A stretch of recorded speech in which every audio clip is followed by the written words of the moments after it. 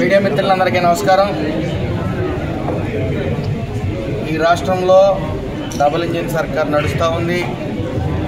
ఒక పక్కన super 6 super hit అవటం, సంక్షేమ ఫలాలు ప్రజలకు అందించటం, ఆ సంక్షేమ ఫలాల ద్వారా వచ్చే డబ్బుని ఆదా చేయడం కోసం ఈ రోజున జిఎస్టీ కేంద్రం ఏదైతే జిఎస్టీ అమల్లోకి తీసుకుని వచ్చిందో సామాన్యుల ప్రజలకు సైతం అలాగే మధ్యతరగతి కుటుంబాలు సైతం ఎంతో ఉపయోగపడే విధంగా ఈ జిఎస్టీ ఉందని తెలియజేసుకుంటా ఉన్నాం. ఎందుకంటే ఒక పక్కన ఈ సంక్షేమ పథకాలతో ఏదైతే సూపర్ 6తో ప్రజలకి సంక్షేమం అందించి తద్వారా సంక్షేమ పథకాల రూపేణా అమౌంట్ అందడం, వాటిని నిత్యావసర వస్తువులు కొనుక్కునే విధంగా ఏదైతే నిత్యావసర వస్తువుల్లో పూర్తిగా పాలు లేకపోతే పన్నీర్ కానీ మిల్క్ బ్రెడ్లు కానీ ఇతర వాటి మీద పూర్తిగా జిఎస్టీ ఎత్తివేయటం, అదేవిధంగా ఏదైతే మెడిసిన్స్ ఉన్నాయో సాధారణ మెడిసిన్స్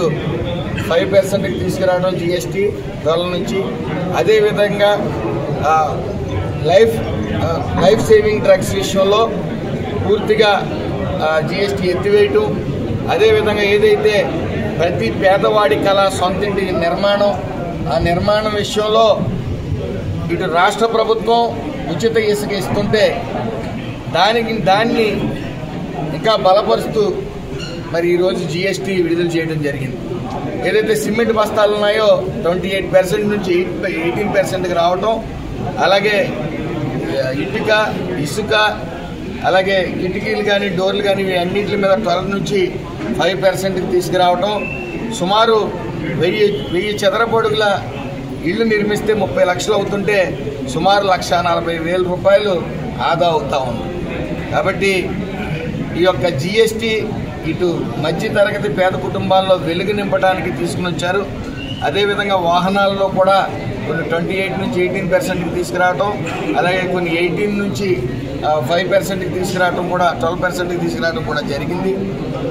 అదేవిధంగా ఇటు ఈ అభివృద్ధి సంక్షేమం అనే సమపాడులో ఈ రాష్ట్ర ప్రభుత్వం తీసుకెళ్తా ఉంది.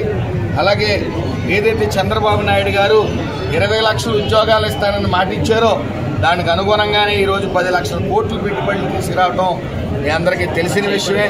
దాని నిమిత్తం 5 లక్షల నుంచి 10 లక్షల మధ్యలో ఉద్యోగాలు రావటం ఖచ్చితంగా రావడం జరుగుతాయి. అదేవిధంగా ఈ రోజున మనం దేశం మొత్తం గర్వించదగ్గ గూగుల్ క్లౌడ్ అనేది సంస్థనే మరి ఈ రోజున విశాఖకి తీసుకురావటం గొప్ప పరిణామం. మనం ఏదైతే యంగెస్ట్ స్టేట్ కింద మన నవ్యాంధ్ర ఉందో మరి ఇప్పుడు హైయెస్ట్ ఇన్వెస్ట్మెంట్ స్టేట్గా కూడా ఆరోపించిందని చెప్పి తెలియజేస్తా ఉన్నాను.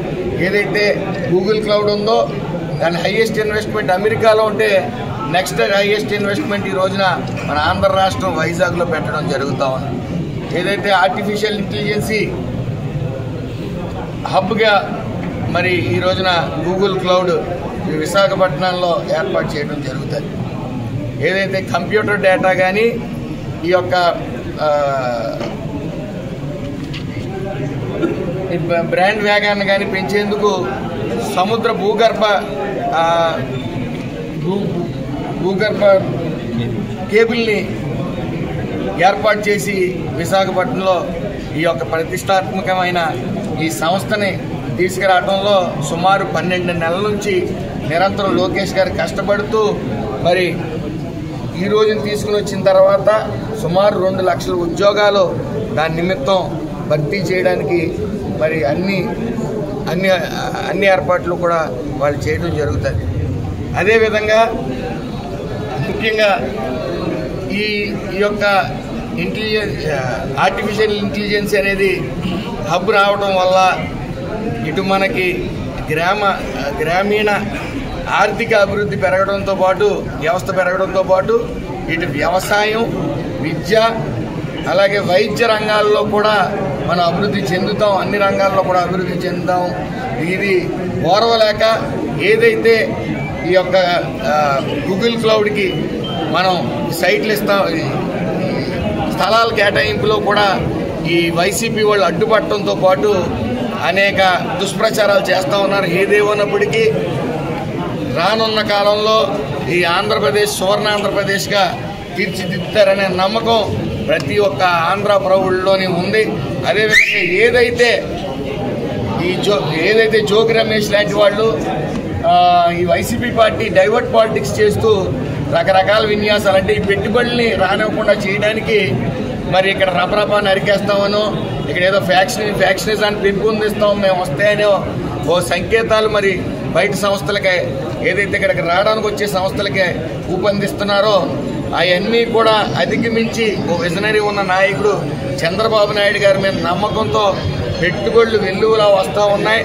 అదేవిధంగా ఈ రోజున వాళ్ళు ఏదైతే జోగి రమేష్ పిచ్చివాగుడు వాగి ఏదో సంఘ సంస్కర్త కింద మాట్లాడుతున్నాడో అతను ఏదైతే అగ్రిగోల్డ్ బాధితులు ఉన్నారో వాళ్ళ భూములు కూడా కాజేసి అడ్డంగా దొరికిపోయి ఈరోజు లిక్కర్ మాఫియాలో కూడా ప్రధాని నిధుడు బయటకు వచ్చి మా బాసు జోగి రమేషే నన్ను లోపల వేయించింది కూడా జోగి రమేష్ అని చెప్పడం జరిగింది. ఏదేమన్నప్పటికీ వాళ్ళు నిత్యం ఈ స్కాముల్లోనే తేలాడతారు. వాళ్ళు ఈ రాష్ట్రం అభివృద్ధి చెందడానికి ఇష్టం లేదు కాబట్టి వాళ్ళ జీతాలు తీసుకున్నారు కానీ అసెంబ్లీకి రాకుండా ఇలా విషం జిమ్మే ప్రయత్నంలో జీతాలు తీసుకుని విషం జిమ్మే ప్రయత్నంలో ఉన్నారు తప్ప వాళ్ళు గతంలో చేసింది ఏమీ లేదు కాబట్టి 11 సీట్లు ఇచ్చారు. నేను ఖచ్చితంగా చెప్పగలం ఈ 24/7 చంద్రబాబు నాయుడు గారు కానీ లోకేష్ గారు కానీ పవన్ కళ్యాణ్ గారు కానీ ఈ ఆంధ్ర రాష్ట్రాన్ని సువర్ణాంధ్ర రాష్ట్రంగా తీర్చిదిద్దేందుకు 24/7 కష్టపడతా ఉన్నారు. అందరికీ నమస్కారం. కార్మిక శాఖ మంత్రివర్యులు శ్రీ వాసంశెట్టి సుభాష్ గారు ఈరోజు సూపర్ జిఎస్టీ సూపర్ సైన్స్ కార్యక్రమం పామర్ నియోజకవర్గం పాడుకుంటూ ఆయనకి సాధారణంగా స్వాగతం బ్రహ్మాండంగా సూపర్ జిఎస్టీ సూపర్ సైన్స్ ద్వారా పేద మధ్యతరగతి వర్గాల వారికి ఏ రకంగా లాభం చేకూరుతుంది దేశ ప్రధాని అదేవిధంగా రాష్ట్ర ముఖ్యమంత్రి వారు తీసుకునే ఇట్లాంటి సంస్కరణలు అద్భుతంగా దాదాపుగా అన్ని వర్గాల వారిని ఈరోజు ప్రతి 100 రూపాయలకి 7 రూపాయలు ఏ రకంగా పొదుపు కాబోతుంది, 7 రూపాయల నుంచి 13 రూపాయల వరకు 100 రూపాయల కొనుగోలు తగ్గబోతుందంటే ఎన్నికల సమయంలోనే 4 సంవత్సరాలు ఎన్నికలు ఉండగా ఇప్పుడప్పుడు ఎన్నికలు లేవు. అయినా ఎందుకు రకంగా చేశారంటే బాధ్యతతో చేశారు. 8,000 కోట్ల జీఎస్టీ ఆదాయాన్ని వదులుకొని రాష్ట్ర ప్రభుత్వం అన్ని వర్గాల వారిని సామాన్యులకు మేలు జరిగే విధంగా దీపావళి పండుగ ముందే వచ్చిన విధంగా ఈరోజు ఈ పొదుపు చేసాం. దీన్ని అందరికీ అర్థమయ్యేలా తెలియజేయడానికి సూపర్ జీఎస్టీ సూపర్ సర్వీస్ కార్యక్రమం తెలియజేస్తూ, మరి ముఖ్యంగా ఈరోజు ఒక ఆంధ్రుడు తెలుగువాడు ప్రపంచవ్యాప్తంగా ఎక్కడ ఉన్నా గర్వించదగ్గ గొప్ప విషయం సంఘటన ఈరోజు రాజధాని, దేశ రాజధానిలో జరుగుతుంది.